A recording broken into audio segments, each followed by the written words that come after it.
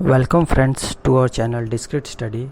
सो friends, जैसा कि हमने कल गुप्ता डायनेस्टी से रिलेटेड कुछ क्वेश्चंस पे हमने इम्प्लीमेंट किया था जो कि आपको एग्ज़ाम्स में हेल्प करते हैं, और हमने गुप्ता डायनेस्टी को पूरा विस्तृत रूप से हमने पढ़ा कल।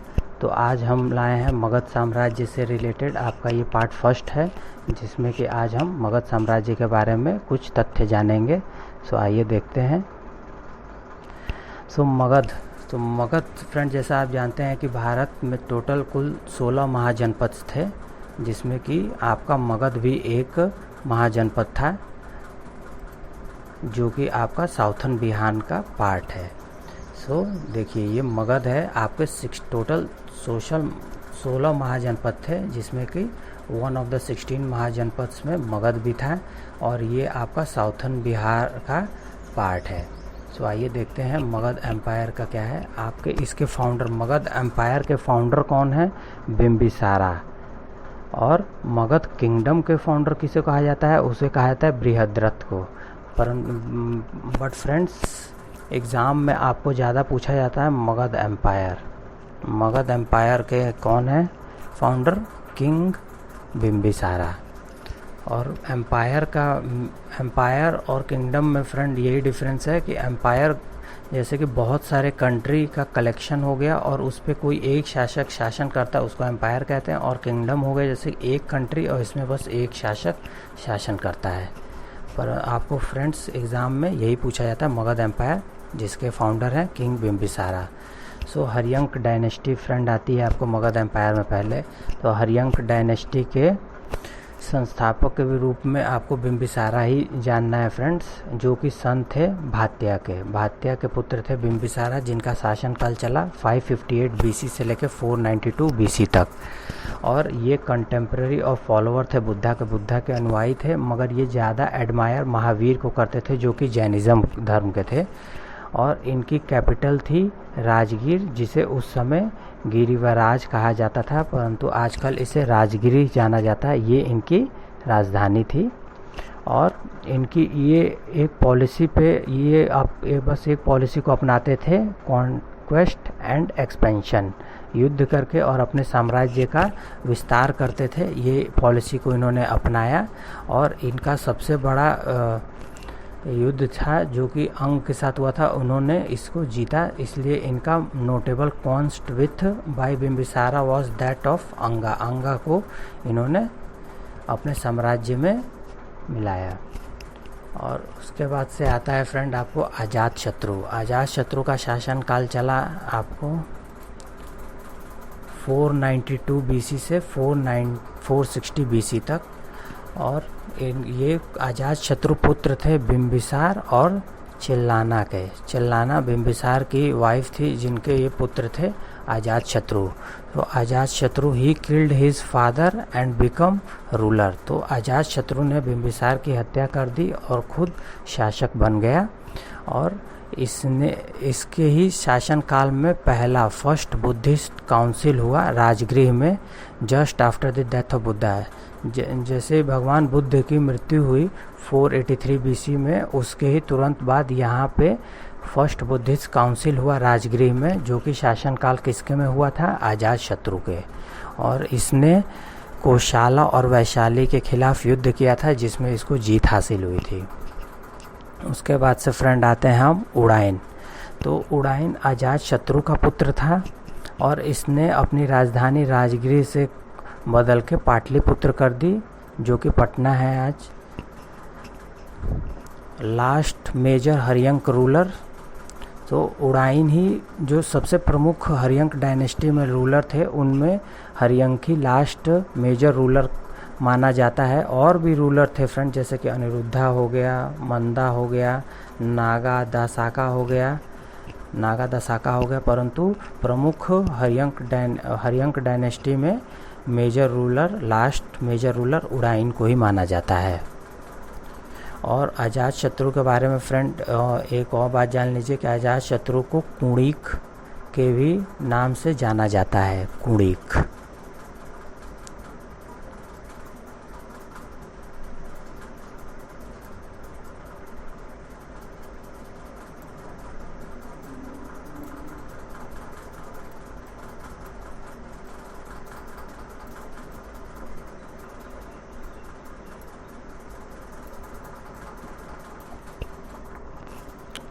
इसे कुड़ीक के भी नाम से जाना जाता है। नेक्स्ट देखते हैं फ्रेंड्स। सो आपका आगे आता है शिशुनाग डायनेस्टी। सो शिशुनाग डायनेस्टी फ्रेंड्स, इसमें क्या है कि जैसा कि आप जानते हैं कि श्रीलंका की हिस्ट्री के हिसाब से, श्रीलंका की क्रॉनिकल्स मतलब कि हिस्ट्री के हिसाब से मगध में जनता में विद्रोह हो गया था। जब नागा दसाका का शासनकाल चल रहा था, उस वक्त मगध के जनता में रिवॉल्ट मतलब कि क्रांति आ गई थी, जिसके कारण जो कि उसका मिनिस्टर था नागा दागा का शिशुनाग, वो किंग बन गया। Shishunaga was as a king. Shishunaga dynasty का संस्थापक भी शिशुनाग को ही माना जाता है। और ये आपको देखिए, ये Shishunaga founder of the Shishunaga dynasty Shishunaga ही है। ये वाइसरी ऑफ काशी था before becoming the king of Magadh. King of Magadh बनने से पहले ये वाइसरी ऑफ काशी था और इसने अपनी राजधानी राजगिरी बनाई। और इसने जो कि मगध और अवंती में बहुत दिनों से फ्रेंड राइवलरी चल रही थी, युद्ध की जैसी स्थिति चल रही थी, जिसको शिशुनाग ने ख़त्म किया और अवंती को अपने साम्राज्य में मिला लिया। और बाद में उसने अपनी राजधानी को राजगिरी से बदल के वैशाली कर लिया। शिशुनाग ने अपने राजधानी को राजगिरी से बदल के shifted the capital to Vaishali. उसके बाद से आता है फ्रेंड्स आपका काला शोका। सो काला शोका सन ऑफ शिशुनाग है। शिशुनाग के पुत्र काला शोक थे।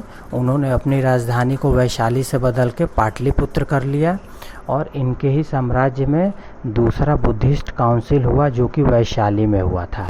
सेकेंड बुद्धिस्ट काउंसिल कहाँ पे हुई थी फ्रेंड्स?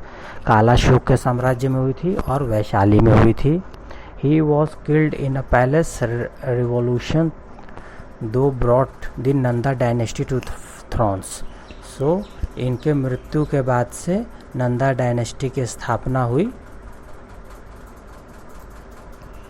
सो Nanda dynasty friends, Nanda dynasty Shishunag dynasty के बाद से आती है नंदा डायनेस्टी। ये पहली नन क्षत्रिय डायनेस्टी है, first non Kshatriya dynasty Nanda dynasty. इसके संस्थापक महापद्मानंदा नंदा डायनेस्टी के संस्थापक थे और ये फर्स्ट नन क्षत्रिय डायनेस्टी थी, इसीलिए महापद्मानंद को first historical emperor of India भी कहा जाता है। First historical emperor of the India Mahapadmananda को कहा जाता है। His reason lasted for 28 years. तो इन्होंने 28 साल तक इनका शासनकाल चला, 367 BC से लेकर 338 BC तक। और ही इज़ ऑल्सो कॉल्ड सर्व क्षत्रिय अंतका। इनको सर्व क्षत्रिय अंतका कहा जाता है, डिस्ट्रॉयर ऑफ ऑल क्षत्रिय, समूल क्षत्रियों का नाश करने वाला इनको कहा जाता है। और एक रथ भी इनको कहा जाता है। तो एक रथ और सर्व क्षत्रिय अंतका भी इनको कहा जाता है महापद्मानंद को। इनके साम्राज्य में इन्होंने अपने साम्राज्य के बहुत विस्तार किया और ये कुरु कंट्री जो कि नॉर्थ में है वहाँ से लेके गोदावरी वैली जो कि साउथ में है वहाँ तक किया, और मगध जो कि आपका ईस्ट में है वहाँ से लेके नर्मदा आपके वेस्ट तक, यहाँ तक इन्होंने अपने साम्राज्य का विस्तार किया। और इन्होंने बहुत से किंगडम्स को ध्वस्त किया और अपने साम्राज्य में मिलाया, जिसमें एक कलिंगा भी था। कलिंगा को भी इन्होंने कॉन्कर्ड किया। महापद्मानंद के बाद आता है friends Dhanananda. He is referred to as Agrammes और जेंड्रमेश। सो ग्रीक टेक्स्ट में धनानंद को अग्रमेश और जेंड्रमेश भी कहा जाता है। और ये लास्ट नंदा रूलर थे। धनानंदा लास्ट नंदा के रूलर थे और अलेक्जेंडर ने इनके ही साम्राज्य में नॉर्थ वेस्टर्न इंडिया पे आक्रमण किया।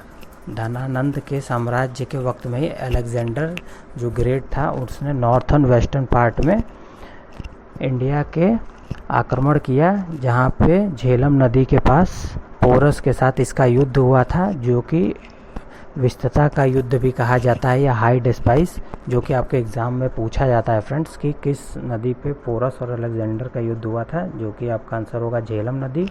और उस युद्ध का नाम क्या था? हाइड स्पाइस या विस्तता का युद्ध। और चाणक्य की सहायता से चंद्रगुप्त मौर्य ने धनानंद को पराजित किया और मौर्य वंश की स्थापना की। तो नंदा डायनेस्टी के बाद से आता है मौर्य डायनेस्टी। मौर्य डायनेस्टी में फ्रेंड्स है आपका चंद्रगुप्त मौर्य का साम्राज्य शासनकाल रहा 322 बीसी से लेकर 298 बीसी तक। उन्होंने धनानंद को डिफीट किया और मौर्य डायनेस्टी की स्थापना की 321 बीसी में। और चाणक्य के सहायता से चंद्रगुप्त ने धनानंद को पराजित किया था, जिनका असली नेम में विष्णुगुप्त था।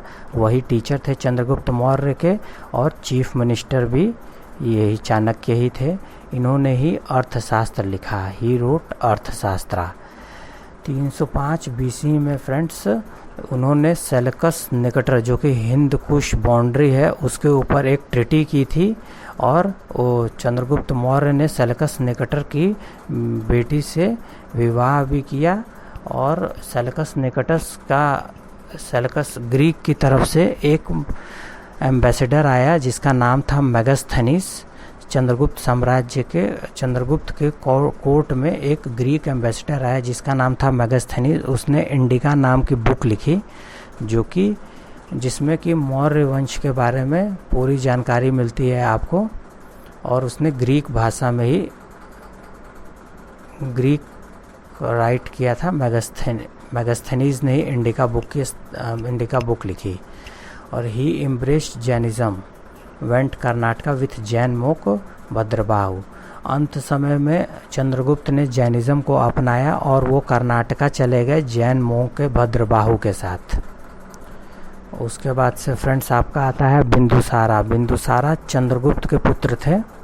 चंद्रगुप्त के पुत्र का नाम बिंदुसारा था, जिनको हम लोग सन ऑफ चंद्रगुप्त है बिंदुसारा। इनका शासनकाल चला 297 से लेकर 273 बीसी तक। इसको अमित्र घात भी कहा जाता है।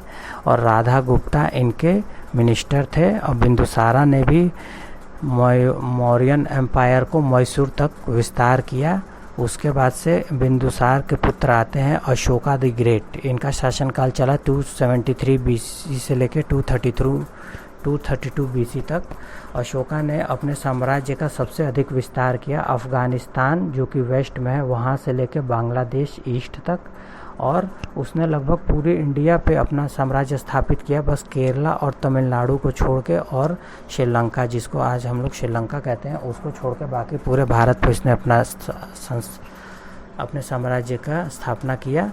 और इसने कलिंगा का युद्ध लड़ा 265 बीसी में, जिसमें कई लाख लोगों की हत्याएं हुई, जिससे कि वो बहुत डिस्टर्ब हो गया और उसने बुद्धिज़्म को अपना लिया 263 बीसी में। मोंगलीपुट्टा वो बुद्धिस्ट मॉन्क थे। मोंगलीपुट्टा टीसा बुद्धिस्ट मॉन्क थे, जो कि उनके मेंटर बने अशोका के। और अशोका के ही साम्राज्य में 3rd बुद्धिस्ट काउंसिल हुआ पाटलिपुत्रा में। ये इंपॉर्टेंट है फ्रेंड, आपको पूछा जाएगा। अशोका में 3rd बुद्धिस्ट काउंसिल हुआ पाटलिपुत्रा में 250 बीसी में अंडर मोंगलीपुट्टा टीसा प्रेसिडेंसी के। और फ्रेंड उसके बाद से आता है आपका बृहद्रथ लास्ट मौर्य एम्पायर का रूलर था, जो कि पुत्र था सताधवाना का पुत्र था बृहद्रथ। ये लास्ट रूलर था। इसका शासनकाल चला 1807 बीसी से लेके 1805 बीसी तक। और इसने भी बुद्धिज़्म को अपनाया। उसके बाद से इसकी मृत्यु कर दी गई और शुंगा पुष्यमित्रा द्वारा, जिसमें शुंगा डायनेस्टी की स्थापना हुई। आगे देखते हैं फ्रेंड्स। सो फ्रेंड्स आज ये मगध एम्पायर का पार्ट फर्स्ट था। आपको कैसा लगा हमें कमेंट करके बताइए। अगर आपको अच्छा लगा तो हमारे चैनल को लाइक कीजिए, शेयर कीजिए और सब्सक्राइब कीजिए। Thank you friend.